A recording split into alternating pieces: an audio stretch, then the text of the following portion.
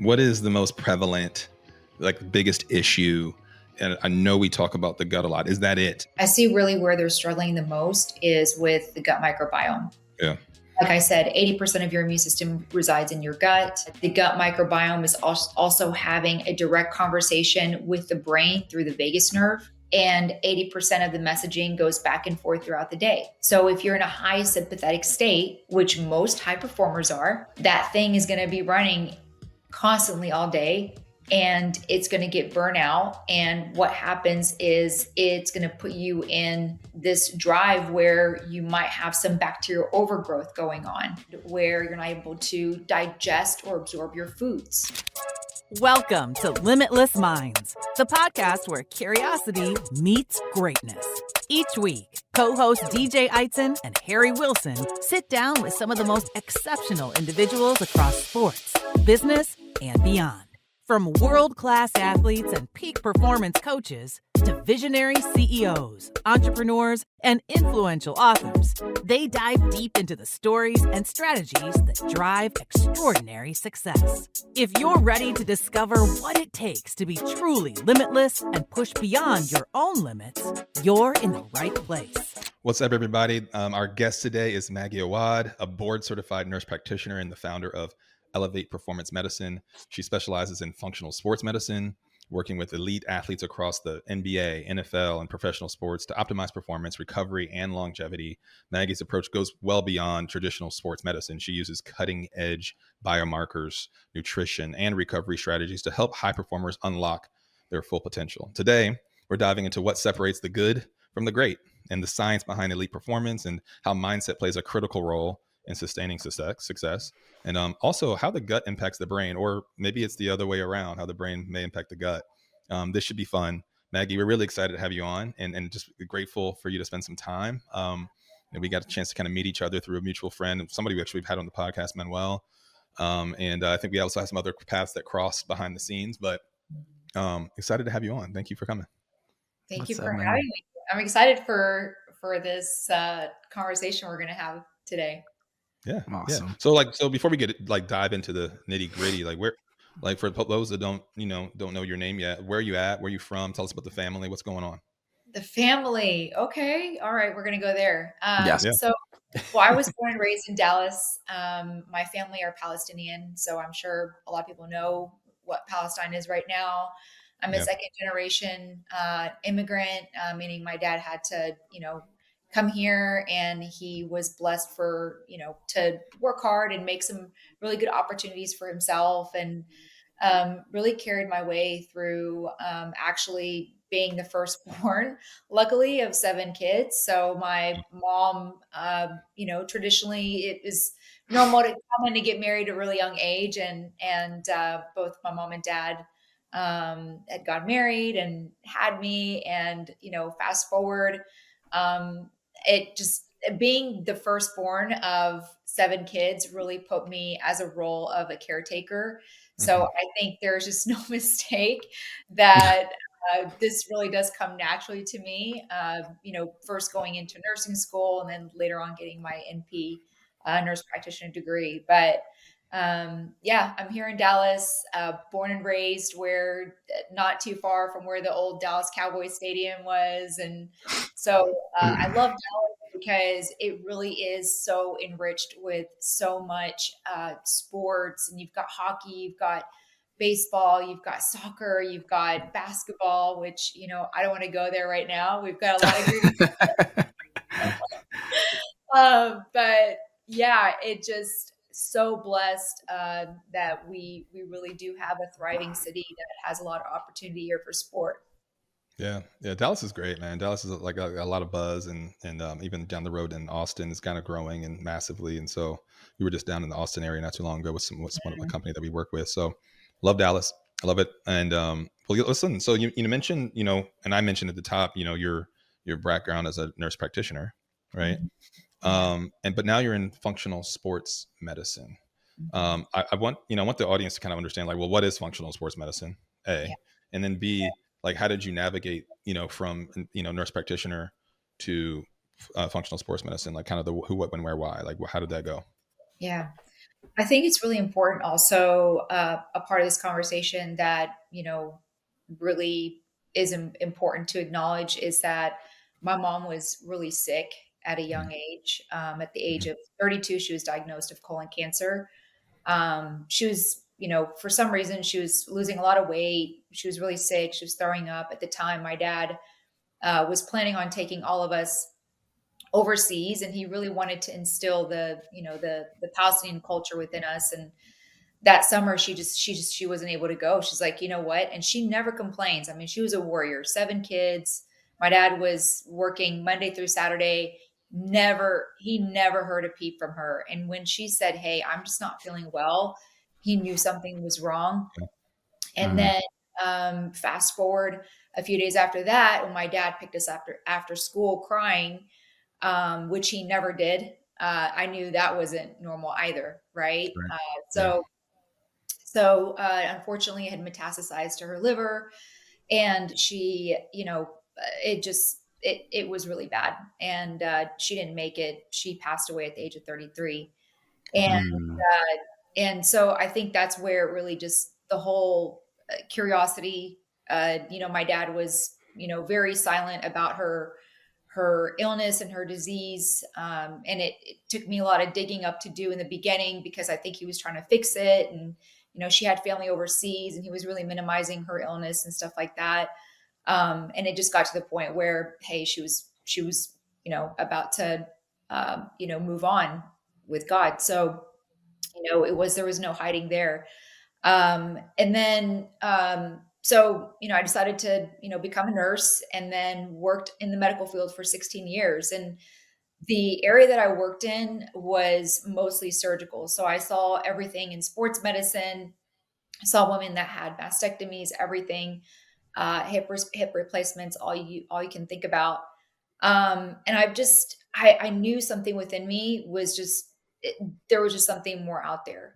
Number one, I considered myself a leader, and I felt like I didn't take I didn't take orders very well from doctors. I was, question things. Right. I was one of those nurses, and went on to get my MP degree, and was really obsessed, with podcasts like Mark Hyman. I'm not sure if you've heard of Dr. Mark yeah, oh yeah, Hyman. Yeah. Dr. Cleveland Clinic guy, right? He's Yeah, initially started. yeah, Yeah. yeah, Dr. Andrew Weil, which he started following me on Instagram, and I don't get starstruck, but when Dr. Weil follows you on Instagram, it's like, oh my gosh, It's a I'm big like, deal. this is a big deal because I truly look up to this guy and what he has paved with integrative medicine. And with all the things that I've learned about medicine, I truly feel like what has burnt my mom to the ground, number one, it was probably genetics, and it was probably just something that just really went wrong. But also, I truly believe that the environment that we're in, the epigenetics is what they call it in functional medicine, really does impact our health and how we thrive. Yeah. Yeah. Epigenetics, you obviously just mentioned that. What is that, like 5 or 7 generations that a trauma can, affect your health? And Mhm. Yeah. Yeah. And this right here, what you just spoke about right now, this is truly my passion, which is why I love to focus on the gut brain axis. And of course, when you get an athlete, like, an NBA player, not going to be like, okay, tell me about your traumas. You know what I mean? right, Like, right, right, right, tell me right, about right. your traumas from your mamas. It's something that it really does take time, and it takes a lot of rapport with the person or the client or even with the patient in order to have those types of conversations. But yeah, you're right, DJ. Like, epigenetics is really everything, their environment. So they say that with disease, we do have genetics, but then also the environment is what pulls the trigger. Okay. When did you start to get interested in epigenetics, and to tell us a little bit about that? Well, with me, again, I'm going to get personal here, but I went through a really heavy divorce 16 years ago, or no, sorry, not 16 years ago, 8 years ago. 8 years ago, and what I noticed was that my body is starting to shut down, and I didn't know one of the things that I was doing is I was getting these chronic hives, and I had no Mm. idea why I was getting these hives, and I was taking Claritin and all that. And I'm like, could I be, sensitive to something? What's going on? Is it my detergent? Is the food that I'm eating? Blah, blah, blah. And went to the best of the best doctors in Dallas. And they were like, you're fine, you're great. And it wasn't until really I went to therapy and started digging deeper into more of, again, some of the generational traumas and some of the things that where there's a famous book called The Body Keeps Score, where there are things that we hold on in our body that if we do not resolve it, it is going to actually manifest in our health problems. And so I really feel like that was also something that probably my mom had Mm. experienced. And unfortunately led to, something that was, disastrous. Yeah. Wow. Well, I mean, that's interesting. I mean, like, all three of us have something in common with one of our parents passing away far too early. And mine from kind of complications from diabetes. And we know that, there's a genetic component to that particular Yeah. illness. But, I think that I'm really curious about, because like as we mentioned, you work with elite athletes, NBA, NFL, etc. Probably some footballers, some European footballers, right? Mhm. Um, and we'll keep those names nameless. We're not trying to have Adam Sure. Schefter like up on our podcast talk, breaking news on ESPN. You said But elite athletes. Don't tell the audience that she works with me. All right, yeah, don't tell them okay. that. Well, we said Okay. elite athletes, DJ. We said elite athletes. We didn't say like, we didn't say like washed up like point guards who, Yeah, they, you know, they can still get yeah. it. So, but like, how did you break into working with athletes at that level? Like how did you kind of navigate that, and who did you work under to kind of under whose tutelage, if any, did you work with? And I'm curious to learn about that. Yeah, absolutely. So this was, I guess, a COVID story. So during COVID, I,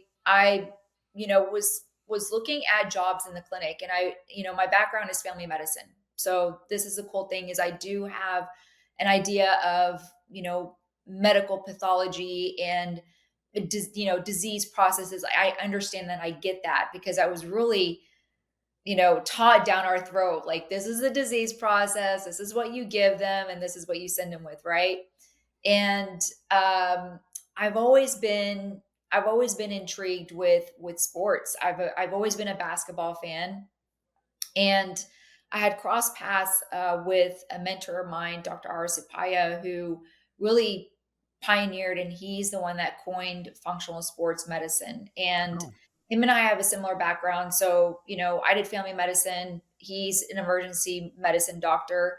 And he decided to, create functional medicine in sports. And he's already been doing it with people in golf and, track athletes, Olympians, and star tennis players. And while I was being mentored with him, I was like, you know what? There's a space and there's a gap in high performance within number one, high executives, right? Mm-hmm. CEOs. There's NFL players. There's NBA players. Where we're really missing the gap, where they are getting the blood work, they are getting that stuff from their team, but no one's looking at their gut microbiome. No one is saying, hey, let's get some stool and see what's going on in their gut, right? um, and so that's where really how I got into that. And I just trusted the process. I branded my name as Elevate, and the reason why I picked that is from a book that I had read, where I just really want to not only elevate people's health, but I want to elevate people's minds too, Yeah, because I yeah. don't I separate that. like that. That's really cool. Love it. That's dope. Yeah. I Yeah. think That's we tried to, and we were thinking about names for our company. We were thinking about, obviously kind of Elevate. go through the She gamut of stole things. it. She stole Elevate it. came, Hey, we Elevate came wanted it, across, and and her name came up, we and we wanted it couldn't bad. take it. We wanted it bad. Maybe it was, yeah, but no, but I mean, it's a great, symbolism for like, peak performance and optimizing, the kind of the human being and so on and so forth. So I love it. It's great. Yeah. It's great. No, that's good. Yeah. What about these the science behind these top performers? Maggie, when you think about like the biomarkers, you've mentioned some of the things in gut health and stress, and tell us some of those things that you're looking at with biomarkers and how it relates to performance. Mhm. Yeah. So with biomarkers, a lot of the biomarkers, like when you're getting blood work done, through Quest and through lab work, through your doctor, we're taught to just make sure that things are within normal range, right? Like, hey, we're in normal range, it means we're safe, right? Hmm. But when you're dealing with people, and I put them kind of in the category of like a Ferrari, right? Hmm. Their body is under so much pressure, under so much stress. They're constantly traveling. They have to adapt within a certain time period. And then they got to perform and redo what you want them to do all over again. Hmm. They can't be normal. These are not normal human beings. They don't think normally. So Hmm. I know within the context of limitless minds, we think about, okay, how can we optimize the brain, right? How can we optimize how we show up in our ways of being? Yeah. But we really also need to look into the internal physiological part of which I look at the gut microbiome because that's where 80% of your immune system resides, Yeah. right? Yeah. And so we got to make sure that they're fine tuned just as a Ferrari as well. Wow. That's Yeah. really cool. That's why, hey Harry, that's why eating all the time is so important, man. Yeah, I want to make sure I was well fed before I got on this podcast. I Yeah, had a great you gotta plate eat of the right food, man. stuff. You gotta eat the Yeah, right stuff. Well balanced. You gotta be well balanced, man. that's it. You know. Is Yeah. Yeah. is You when you can't just eat yogurt. You can't just eat yogurt all not day. all day. You No, and protein shakes, you know. can't do that. You're right. That's true. Yeah, and I Uh, want to give kind of an example too, right? So yeah. like I know for men, testosterone is really big, right? And they're like, well, how can you help me with my testosterone level? How can we get the testosterone level up? Because they go to their doctor, they're getting their testosterone check, or from their team, they're getting testosterone, and it's not it's less than what they would like for it to be, right? Men, they always want it to be as high as possible. Like it's Right. never good enough. Right. But from a functional medicine standpoint, you got to know also what makes testosterone. So you got to know the building blocks of testosterone, which are things like B6, you need cholesterol, you need DHEA, you need good mitochondrial function, you need a healthy nervous system. So my job is kind of like reverse engineering Hmm. of why these biomarkers are suboptimal. Yeah. Yeah. What's interesting about that too, your background as a nurse practitioner, our background in the pharmaceutical industry, and it was all about, like you said, we were trained to treat disease states. And your approach here is more holistic in terms of, how do you prevent some of these things from even happening? How do you create a balance so that some of these things don't go off whack? And so it's super fascinating. You mentioned the book. What was the book that you mentioned that was Body keeps The score. Body Keeps Score? I recently read a book by David Hawkins called Letting Go. I Mm, don't know if you've read that or not before. that's a You great should book. you should read that. It's a lot of the same things though. It talks about the different stresses, the different things that happen, and how it manifests itself, as different diseases and or challenges or issues that your body will come up with. So, anyways, yeah, it's really really fascinating. Yeah. Well, one of Yes. the things I was curious about, Maggie, is so I know a couple of elite athletes, right? I grew up with one. Um, Oh, my bad. Not you, I DJ. thought you were referencing me again, man. I was like, Again, this again, podcast I'm not might as well have talking been about about you. me today, man. Thank you. No, I'm not. I'm not talking about you. You know what I mean? No, but have one of my family, little bro, and obviously I've done a lot of observing over the years and so on and so forth. And a lot of times athletes they've gotten there for a reason. High level of confidence. Somebody tells them no, that drives them further, right? So let's just call it ego, right? Let's just call it ego. There's a certain level of ego that's healthy, I think, and we all have some level of ego. But I think when you're a lead athlete, there's a certain level of ego you kind of have to have. And you see people being interviewed like, "Hey, do you think you're the greatest in the game?" And even if they are or not, they're gonna be like, "Well, yeah, I think I am. Yeah, I have to think that way in order to, well." And I think by the way, I subscribe to that. I think if you want to be elite, you have to think elite. But I'm curious about the blockers there. We're working with some of these elite athletes. if they've come to you, if they found you in some way, shape, or form, maybe somebody's consulted and said, hey, I want you to meet, Maggie Awad, like, I think she can help you here. How receptive is an athlete? Is it different for male and female athletes? What does it take to kind of get through, kind of crack through that, that hard shell, and so to say, to kind of get them to understand how valuable this data, these insights are for them, and then and then take it to action. That's so good, because there's so many layers to this. Because it does have to do a lot with psychological processes and kind of like that surrender and letting go of control. You got to understand, people that are in that high level, there are so many people at them. They want to sell them something. They want to, they're just dying to be in that circle, right? They want to be able to serve them in a place where you're not even sure if they can trust you or not trust you, right? So I think trust is a really big factor, which is why it's huge when I do have a referral. It comes off differently than, them finding me on, Instagram or, through my website or something like that, which it rarely happens. It's usually through referral, right? And through relationships.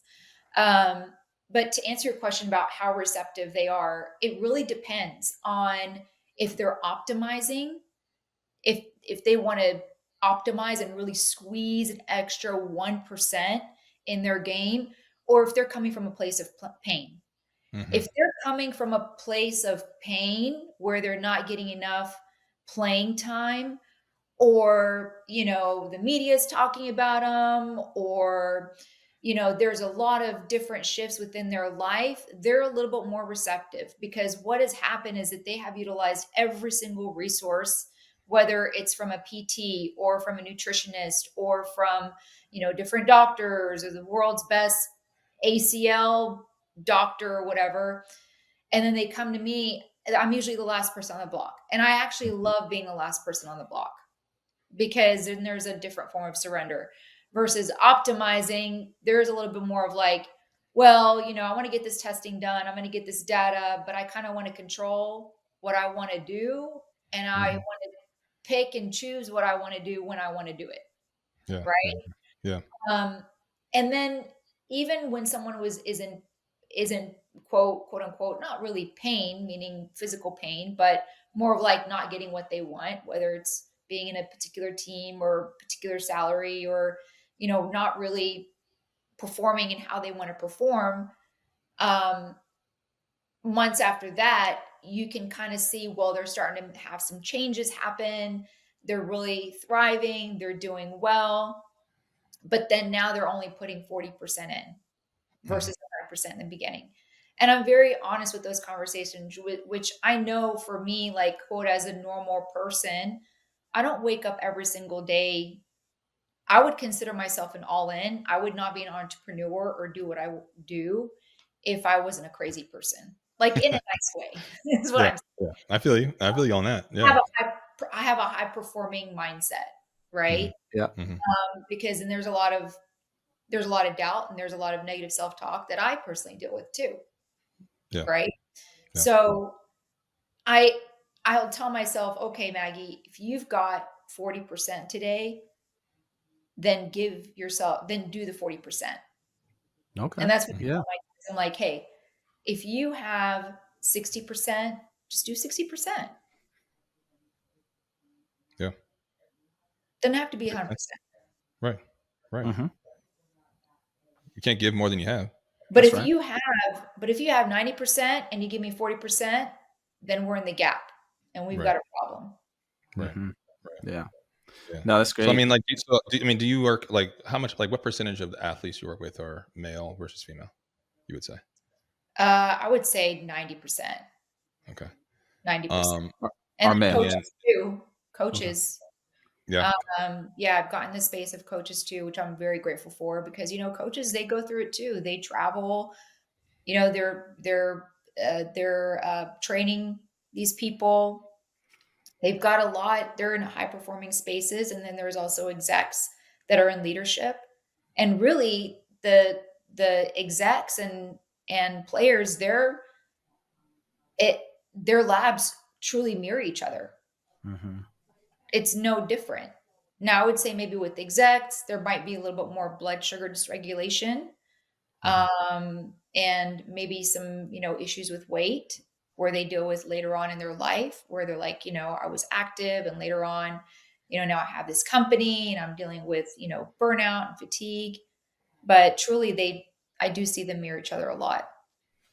Yeah. Yeah. We call them the corporate athlete, right? And that's Right. yeah, those they definitely have a lot of the same struggles. When I think about some of the things that you've talked about, I'm also thinking about how is like technology played a role, from what you're doing now versus what you were doing 5 or 10 years ago. Tell us a little bit about that. Hmm. I know the biggest thing right now is AI, right? Mhm. So I'm not sure if that's what you're pointing to, is more of the, the AI technology with health and everything like that, which I think is great, right? I mean, when we're talking about time, when we're talking about, um, using artificial intelligence to, help create protocols for clients, I think it's great. I think from my 16 years experience being in the hospital, I am kind of concerned about it. And the only reason why is because AI doesn't really pinpoint also what you pick up on with a client that is not necessarily written out. And Hmm. that is where what we call in medicine your assessment skills. Okay. So if your assessment skills, like say if I'm seeing you, DJ, right? And you say, I'm really tired. I really got just some headaches going on, those Hmm. kinds of things. But yet I can really see, if I'm looking at your eyes, I might be seeing something else. So there's that assessment piece aspect that AI may be missing, Okay. and also the human connection as well. Hmm. That could be also advantageous in the client's healing. Yeah. Yeah, for sure. I mean, AI is a yeah, obviously big part of technology. I was also thinking about like just some of the testing technologies that you have now versus what you had before. How helpful is that? How has that changed the way you practice? Yeah. Yeah. Yeah. So as far as, gut microbiome testing, I would say the sensitivity rate of what I utilize from my testing lab is 97%.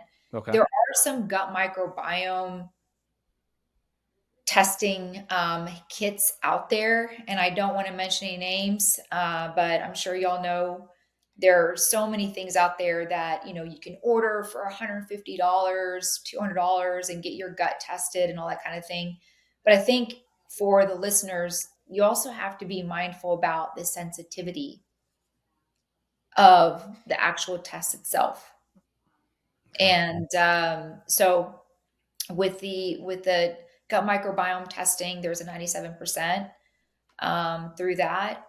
I'm also utilizing, blood work and looking at mitochondrial health, looking at oxidative stress, how well you are processing your energy, looking at inflammatory markers, looking at omega-3 status. Okay. So Mhm. omega-3 status is really important with inflammation, also the brain. There's so much research tied to neurodegenerative disease and omega-3 markers as well. Within the context of the athlete, I like for that number to be above 8%, because Mhm. anything below that, there's also been research that has tied to increased risk of injury. Mm. Mhm. So we've got to keep in mind that the brain is mostly fat. And, omegas, we really do check on, are you getting healthy fats in? Are you getting toxic fats in? So that's a great marker to look at.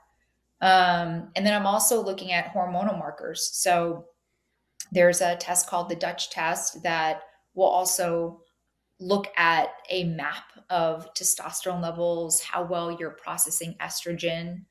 I've actually taken care of guys that have not been processing estrogen well. So, what is the estrogen? If you have massive estrogen in your body, what's that going to do? It's going to compete with the testosterone. Mhm. And Yeah. Those are some of the technologies that No, I've there's a lot of estrogen in my house with my 3 daughters and my wife. Me too. Me too. So Me too. Me I too. think I probably test pretty high with that. What do you think, Harry? You Oh got gosh. Both of us. Both I of know us, that's what man. I'm We're saying. surrounded. We're Harry got surrounded. 3. We're That's surrounded. Yeah. And so Yeah. like with all the different markers you just kind of rattled off a bunch. I mean, like, what is Mhm. like what is the most prevalent, like biggest issue? And I know we talk about the gut a lot. Is that it? Is that like the central? Is that like the core central component? I mean, all these things kind of, I'm sure they kind of tie together, right? But You. what is that like main component that like you feel like, hey, of these, these athletes on, 80% of them, 70%, a high number are the ones that are kind of, this is where they're struggling the most. Yeah. I see really where they're struggling the most is with the gut microbiome. Yeah. Like I said, 80% of your immune system resides in your gut. The gut microbiome is also having a direct conversation with the brain through the vagus nerve. Hmm. And for those people that don't know what a vagus nerve is, it's basically the largest cranial nerve that resides from the gut, that goes from the gut to the brain. And 80% of the messaging goes back and forth throughout the day, right? So if you're in a high sympathetic state, which most high performers are, that thing is going to be running constantly all day and it's going to get burnout. And what happens is it's going to put you in this drive where you might have some bacterial overgrowth going on and where you're not able to digest or absorb your foods Hmm. when you're in chronic state. Yeah. Yeah. Yeah. Yeah. So let me ask you this, like, because I really, I'm no longer an athlete, and so, but DJ mentioned the corporate athlete, and I'm an executive. I'm an entrepreneur, founder of a company with DJ here. It's a grind. It's a lot of stress. There's a Mhm. lot of pivots, changes. I mean, it's both internal, external, like issues and challenges, and hiring people. It's just constant, right? And a lot of Yeah. founders, and they probably listen to this, this podcast in general, or executives. And so like, what can corporate executive or somebody in the corporate space, maybe they're a sales rep and they're kind of emerging and wanting to get into leadership and so on and so forth. Like how can we tie these two things together relative to like the athletes and the corporate athlete? Mhm. Should somebody like myself, like the average Joe, if you will, like should we be going down this road and also like kind of doing some, capturing data the same way an athlete does, because does it affect our executive function and things like that? Absolutely. Absolutely. Because if you, whenever you are making critical decisions, right, which is, Mhm. what most executives are making, they're making a lot of decisions that are going to impact massive amounts of people, Mhm. right? Whether it's their salary or how they're going to restructure their business. And so if you've got a lot of inflammation in your gut, that means that the brain is not going to be performing at its optimal rate, right? Mhm. And then whenever you do have that chronic stress going on, it's the same thing. It's just that bidirectional communication going back and forth. And so one of the things I think that's really important to really concentrate on is how do we optimize the vagus nerve?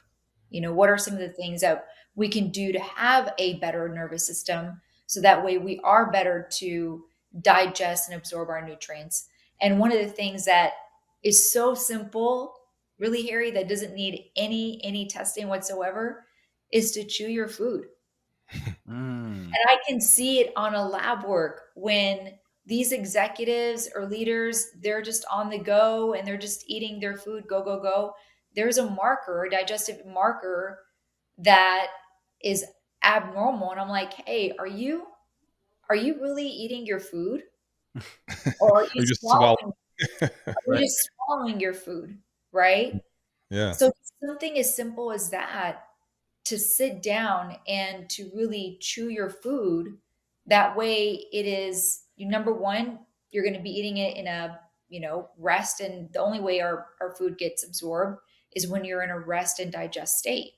Hmm. Yeah. Yeah. Yeah. So Well, I mean, I yeah. think one thing that I like, and I don't know, I don't have any data on this, and DJ, maybe Mhm. you can pull it up while I'm talking about this, but Okay. I'm 41, black male, right? Just give me my demographics. 41. Okay, um, black. black Okay, male, got you. black Go male. ahead. Go. Yeah, that's right. 6'2", low body fat. No, I'm just kidding. But Okay, here we Yeah, go. we, I'm you just know, joking. no, but I struggle going to the doctor, just like going to see a primary care physician. Like I truly cannot tell you the last time I went just for a primary care visit. And I have a feeling, just knowing some people that I hang out with and talk to, that I'm not the only one in my age and my demographic that like male that don't really see a doctor that often. Now that needs to change. I'm across 40, so on and so forth. But like I moved to Louisville, Kentucky over 10 years ago. And I was young in Chicago, didn't have a primary care physician, moved to the city, never really picked up a primary care physician, and don't see a doctor, and I know it's not good, right? So I'm saying that because, hey, if there are people like me who don't see a doctor regularly, how do they go from like not really even seeing a primary care physician to like going getting their gut microbiome checked? You know what I mean? And like going like, how do I make that leap? Is it a leap? Like how because I gotta think there's other people. I hope there's other people like me, but I hope that obviously they change. Like I need to change. But Yeah. like, how do I make that adjustment, my adjustment in thinking? It seems like a premium, a premium thing that only elite athletes do, but Yeah. I can't Yeah. believe that's true. Yeah. Yeah. No, and I really don't want to market this either as like something that, elite athletes do. I would just say the Mhm, majority of my clients are, and mhm, doesn't necessarily mean, I mean, I've had teenagers, 15, 16-year yeah, olds that are playing soccer. So I wanted to put that out there. But I yeah, think that's great that you, Harry, had mentioned something that I feel that I've even struggled with. With all the information that I know, I do not like going to the doctor. I yeah, do. I mean, I just don't want to go, right? I'd yeah, rather be doing something else and working or creating something else or doing something else. I yeah, think the most important thing would be, let's start with the low-hanging fruit. Let's start with mhm, blood work. mhm, Now, blood work by far has a lot more research than getting a stool sample. mhm, It's going to tell you a lot more about your health than looking at stool, right? So I also want to be set the record straight with that. So if you haven't gotten your blood work checked, that is something that I would do. And what I did, Okay. my birthday was in January, and I actually got this idea from Oprah, where she said that she gets a mammogram on her birthday because it's a way for her to celebrate life, and she never forgets to have her mammogram. yeah, yeah, Right. yeah, And I heard that, I don't know what show it was on, but like the book show, it was years ago. Yeah, yeah, yeah, yeah, And I heard that and I was like, what a great that's idea. really cool. Every single year on my birthday. So what I do on my birthday, I kind of went overkill though, but I had to do it. I got my blood work done. I got my mammogram. I got a woman's health check. I I need to book my colonoscopy because of my mhm, history with my mom. That is a mhm, non-negotiable, which by the yeah, way, I do want to tell you guys at the age of 40, you need to start getting your colonoscopies. yeah, Yeah, I yeah. Okay? got a couple years still, so I'll be. Yeah. Right? That's not true. You've lied now It's 3 or 4 very times in this podcast. cancer. Well, colon cancer is starting to increase now in people as young as 20 to 35 years old. There was a statistic that they just put out there the other day, It's crazy. Yeah, right? In the World Health Organization, that this is really rising. Mm. yeah, So Harry, I would really, for you and for your viewers and listeners, is get your blood work done. mhm, yeah, Yeah. Get that yeah, done. What? yeah, And there are ways around doing it, which is where I can send a requisition form. If you are so busy, you can have someone come to your house and draw your blood. Okay. mhm, So that way, there's just no excuses. Yeah. yeah. And then that blood work is gonna look at what, your cholesterol. What else? What other things Yeah, is I it would gonna? say the major thing, really what I usually order would be things like a CBC complete blood count, a CMP complete metabolic panel, which looks at your magnesium, potassium, sodium, We want to look at your, your lipids. We want to make sure that, you're not high risk for cardiovascular disease. We want to look at your hormones, check your testosterone, check your thyroid. Especially as a high performer, sometimes your thyroid can run out, Okay. right? So we want to make sure that those markers are within normal ranges. Got it. Yeah. Yeah. It's good advice, Yeah, it's great. Maggie. Yeah, I'm on it. get I'm to on it. doctor. I'm I'm on gonna it. be on Harry. Don't wait till your birthday, Harry. Yeah. I'm on it. I'm on it. July 12th, July 12th, July man. 12th every year. July I'm in. 12th. There you Yeah. go. Let's do it. And Anna put that in the calendar for him too, so he's doesn't try to skip out on this. Hey, for those that don't know, Anna Bellamy, she'll get a shout out. She's, been with us the entire time of this organization. Yes. She's always behind the scenes. And so, I know she's listening right now. So, and Anna, you can help us, maybe help us get situated here, or help me get situated at least. I don't know. She's but the queen. Yeah, but I wanted to, so I wanted to kind of like, as we get close to, kind of shutting down, like I want to really talk about the crossover between functional sports medicine and sports psychology. We have a lot of guests on this pod that are like obviously elite athletes, past, current and former. We got, folks that are mental conditioning or sports psychologists from some of the best and brightest organizations in the world, individuals, etc. Coaches, we have NCAA basketball coaches that have been on. Your friend Manuel, who's on the kind of the PT, side of things, players in the NBA and NFL, and yourself. And so it feels like there's a big crossover and linkage between, functional sports medicine, sports psychology, recovery, etc. Are there, saying you've been around a lot of athletes, are there any, stories or scenarios where you've seen kind of the mental shift unlock an athlete's kind of potential and how they optimize it themselves relative to, some of the biomarkers and kind of them taking action on some of the things that you're finding, and trying to implement changes in their everyday? Like how does that link, that mindset piece and the work that you're doing collide? Yeah. I think we can go at this at so many ways. I mean, there's I've had a client where he really struggled with making testosterone, right? He was on testosterone for such a long time, since he was maybe in his late teens. And the thing is with testosterone is it's a biomarker of not just with your hormones, but it's a biomarker of self-confidence. It's a biomarker of your drive, right? The same thing with the gut microbiome. If we think about the gut microbiome, 90% of your serotonin is made in the gut. Wow. That's huge. That is huge. I didn't know that. And I Yeah. sold antidepressants. Had no clue. Yeah. So we really want to take into factor where when we're looking at things like self-confidence, the drive, the mental clarity, all of those things that we feel like we need to manifest in our brain is also dictated with our physiology, with things that are going on in our gut, in our liver, how well we are detoxifying. If we're not detoxifying well, if we're not having a healthy gut microbiome, then think about how much toxins we're holding in our own body. Yeah. And how that's going to manifest in some of the ways that we show up as a high performer. Yeah. So hey, so the and this is something here you've done in the past, fasting. How does that help with the gut, or does it?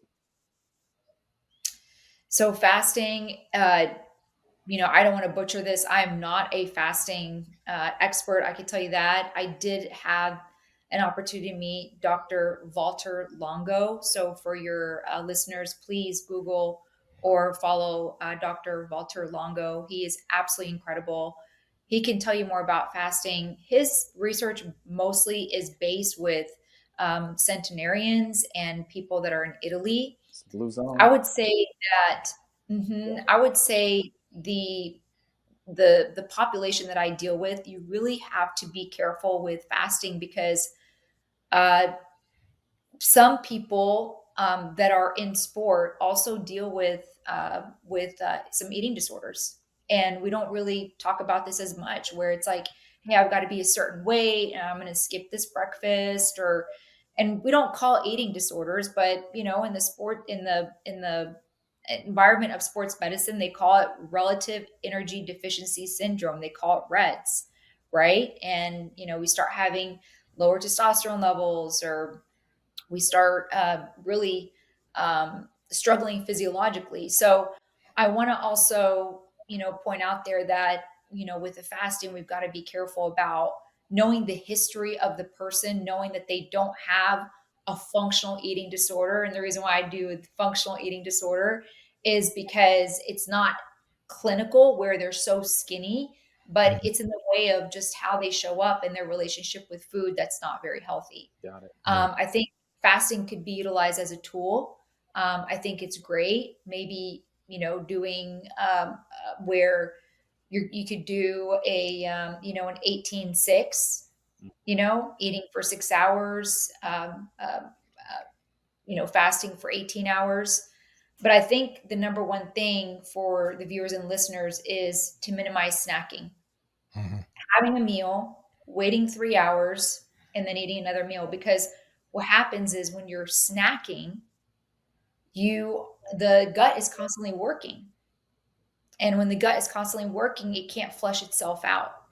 So I think before we start getting to the whole fasting conversation, it would be, how can we snack less during the day?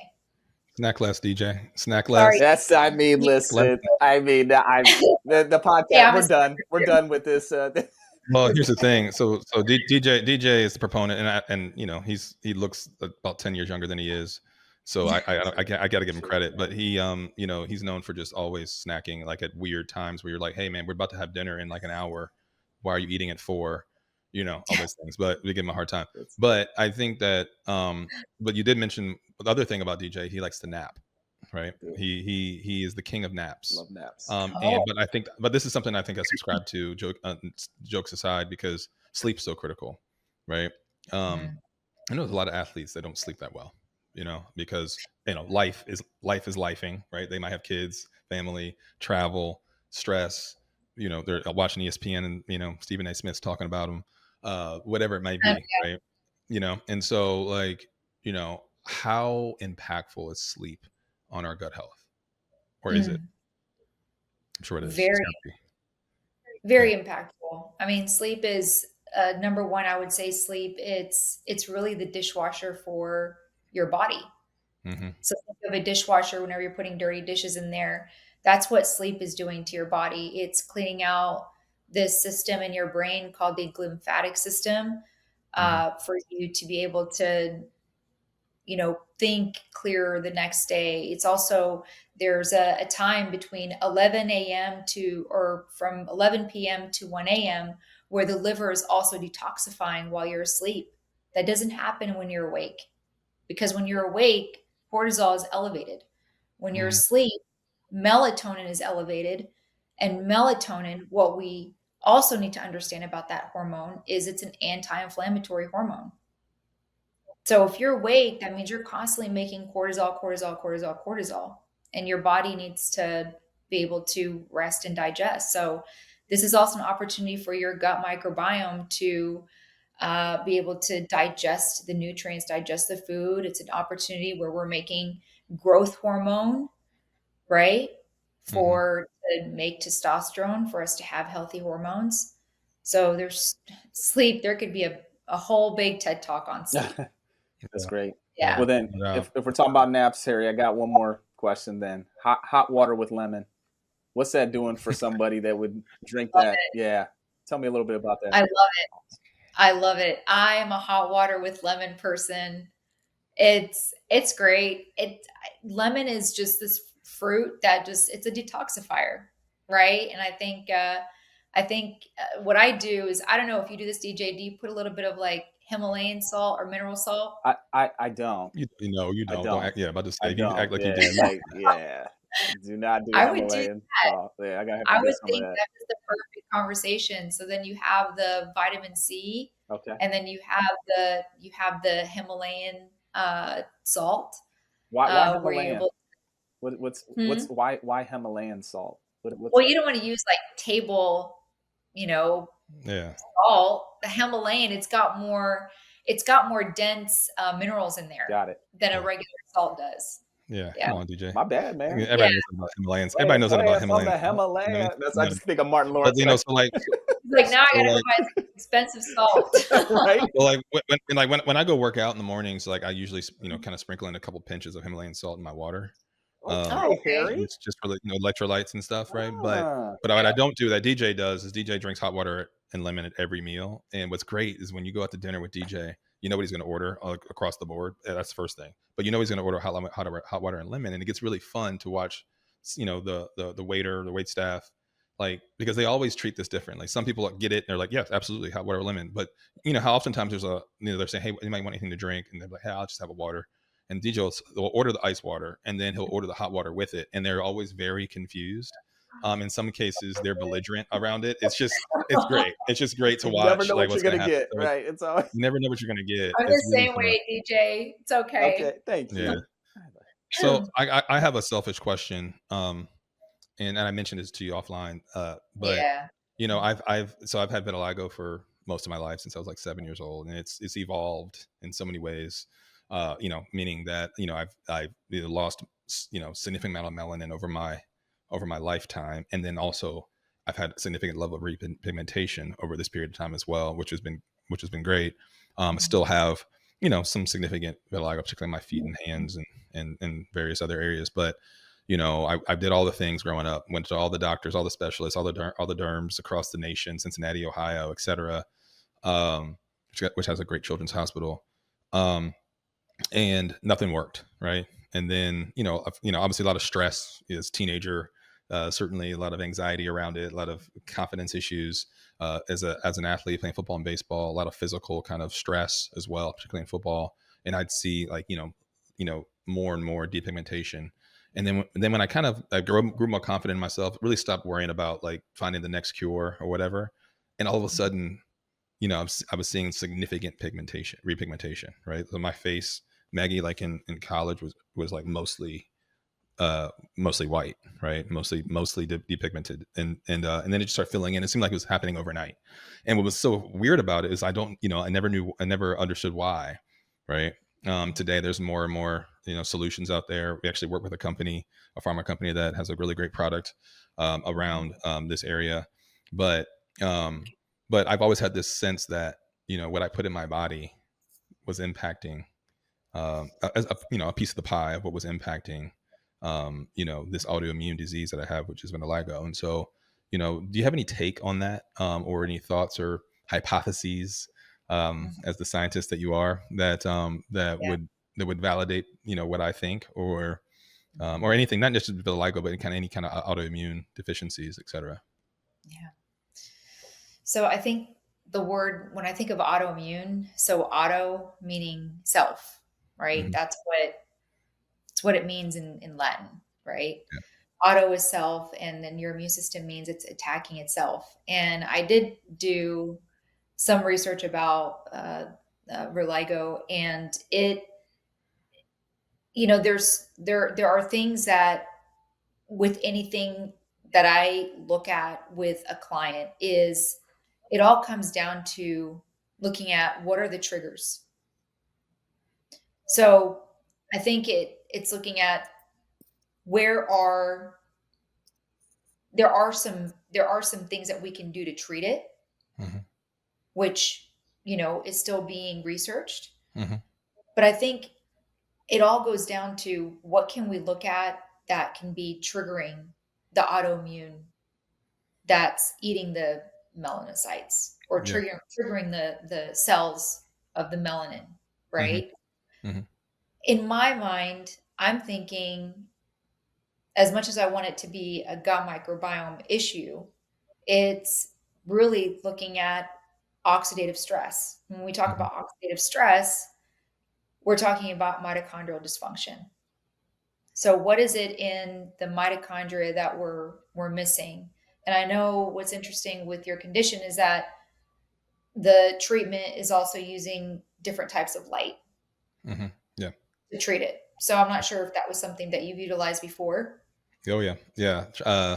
You certainly tried, leveraged it a long time. I mean, it's interesting, in the summers playing baseball, I'd have some mild pigmentation, like, Mhm.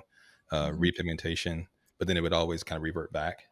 right? Mhm. So it was clear that the sun was the natural sun was helpful. And then so of course we'd sit in UV booths and all that stuff. But it's Yeah. time. It's it's doctor visits. It's more recently recommended to buy a booth to put in my house. It's like, yeah, there's a few $1,000s. It's not gonna do it, right? But Mhm. and so so you kind of just wave the white flag and say this is what it is, I suppose, right? But But I'm not about all about waving the white flag either, yeah, right? hmm I mean, our bodies are very resilient, and yeah, I'm not saying, that there's like, I'm sure you probably exhausted all your resources and everything.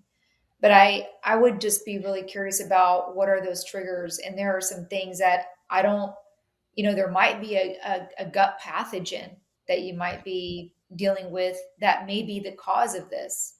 hmm And we don't know. And then we yeah, just crack the code, yeah, right? right, right, Because if your immune system lies in your gut and this is an immune issue, it would make sense to look in the gut. I'm not saying that. What I'm saying, there has not been any research or documented cases, which really I feel like I want to go ahead and test you and make this a science let's book experiment. it. Let's book it. I was gonna skip the Yeah. primary care physician coming directly to you, Well, but since you've been in family medicine, that counts. Texas, So man. Seriously, Texas. Let's go yeah, down to Texas, yeah, man. Let's do I yeah, would it. I would just love to yeah, do this. And then, it's interesting that you said that the sun did help. yeah. Well, that's where, when we're talking about the mitochondria, hmm Mm. that's where we generate the most ATPs when we're in the sun. Yeah, Oh, that's yeah. great. Well, that's good stuff. Well, listen, here's what we're gonna do. We're gonna close, but we're gonna get you some rapid fire questions. They're not really that Yeah. rapid. We're just gonna ask you, and then you're gonna answer as rapid as you can. Facts. Yeah. Rapid-ish. Yeah. All right. All right. So here we go. Most underrated recovery tool. Walking in the sun. Yeah. You I don't like need that. to buy it. You don't need Yeah. to buy anything. That's where I'm going Yeah. next. I That's where love I'm that. going next, Harry. That's why I need That's what I'm that's doing. why I need to live in like San Diego or somewhere or like Yeah. somewhere sunny. Yeah. In Or Texas. Yeah. nature, You know what I mean? when you're in nature, you increase good bacteria in your gut. Really? Yeah. Even walking in the sun, when the sun hits your stomach, you are increasing the bacteria in your gut. When you're walking, you are lowering your blood sugar. Mm. It's free. You can do it during that 1 hour of lunchtime that you have for work. Just go outside and go out in the sun, go out in nature. We're gonna see DJ walking around the shirtless in Cleveland, trying to catch any level of UV that Cleveland can Hey, offer. do it. Oh I want to my see gosh. people shirtless with Yeah. hot Yeah, water. without one with lemon. Just walk Water around. lemon. Just yeah. Oh no, it's DJ. Okay, here's another one. So like what one food, like kind of what like one food or habit, maybe not just a food, but a food or a habit that every athlete and maybe corporate athletes should incorporate into their daily work, their daily diet. So one food, liver. Ooh. Oh, Liver. okay. I haven't had liver in a I minute. don't Like I even don't know really if I've know. ever I had think it, I've had bro. liver. Like it. And the reason why I say liver is because it's the most nutrient dense food. Really? If you're eating liver, most likely you've got all your vitamins and What's minerals. the texture? What's the texture like? Is it like chicken? It's not bad. You know what I mean? Like what's it like? Oh man, I don't know, man. You I'll, cook I'll it the Is listen. it right like a way. mushroom or what is Hey, it? next episode, DJ. Next episode we do, we're eating liver live. Liver live. Yeah, liver live. That's Oh, what we're we're doing a doing. liver I, live. I Doing like liver Is live. it We'll taste it. We'll do a taste test, and we'll, But I mean, like, you know, maybe you could cut it up in like stir fry or something. I'm thinking about like how could I hide liver in my Yeah, with kids' like food? You know what I mean? onions and I've yeah, seen liver some and onions. incredible recipes. And then habit, I would say, scroll. Yeah, I Stop love with it. the scroll. Yeah, no doubt about that. Yeah, I mean, we talked about this a little bit on these episodes, like trying to, delete. I mean, deleted Instagram from my phone, like because you just get, TikTok, etc. Just like, so I still have LinkedIn, and There's even there you can kind of scroll but Yeah, it's tough. there's an app that I just downloaded called Opal. Mm-hmm. Have you heard of that app? No. OPAL. they Okay. better give me some. I'm not Exactly. sponsored by them, We got but Get your advertising NIL. here. Get your NIL money. give them a shout out. Yeah. But it literally, when I try to open up my Instagram, it will say breathe, and it will like have a timer. And then, if I really want to get on, I have to click it again. But then Yeah. it just kind of gives you some seconds and be like, okay, what's my Are intention you here? But it yeah. sets times when you can get on. My wife. Does it set the time where like does it kind of alert you like if you've been on for 15 minutes or however No, long? You know, no, that's that'd the be only kind thing that doesn't. yeah. Yeah. My wife just showed Okay. me. I don't know what the app was called, but it would make you do some kind of athletic, activity, 10 push-ups or whatever before you could open the app, Hmm. or unlock your phone. So I don't know, man. Dang. They got some stuff out there. Send me that out. Send me that I out. will. Send me Yeah. that out. So He was just All right. Opal though. Opal just got some free Why not? advertisement. So Right? Holler at us, these Opal. messages. I'm sure they got a sales Opal. force or something too, Harry. We can train. They We can train them. probably do. Yeah. Yeah. Okay. Tell us about Moo Juice. Moo Tell us about Moo Juice. Juice. Yeah. Yes. So I know you had Manuel on here Mhm. before. Yeah. So funny story, history behind Moo Juice. Y'all ready for Yeah. this? Yeah. Let's go. Yeah. Okay. So when I would get my water ready before I'd go for a workout, I would put electrolytes, creatine. So Mhm. creatine is a must. Yeah. I Oh, do yeah. 5 grams every day Amen. for the and especially for neurological benefits. It's not about Mhm. muscle. Yeah. For another podcast. Mhm. And Yeah. then number 3 is I'd put colostrum in there. What Mhm. I've noticed across the board with all my athletes is that there is this one marker where it measures for the immune system in your gut. And obviously, almost all of them were more on the lower side. And that's because of just like, traveling, or there's a pathogen in their gut or something like that. Right. So for me, like as a preventative measure, I just went ahead and I did the colostrum. Mhm. And then I texted Manuel. I was like, Manuel, I have an idea. I'm like, I just want to talk to you about it. What do you think? He's Mhm. like, Mhm. this is great. We Yeah. could do creatine and colostrum together. It's And amazing. I'm like, let's do it. So that was February 2023. It's 2 years ago. Mhm. Finally launched this product so a total of 4 of us, Mhm. 3 other partners, Mhm. and it's been great. And for people that I know, a lot of people do know creatine. I really want to touch more on the colostrum part, since that's kind of something that there's not much hype about, which I promise you it will be in the next few years.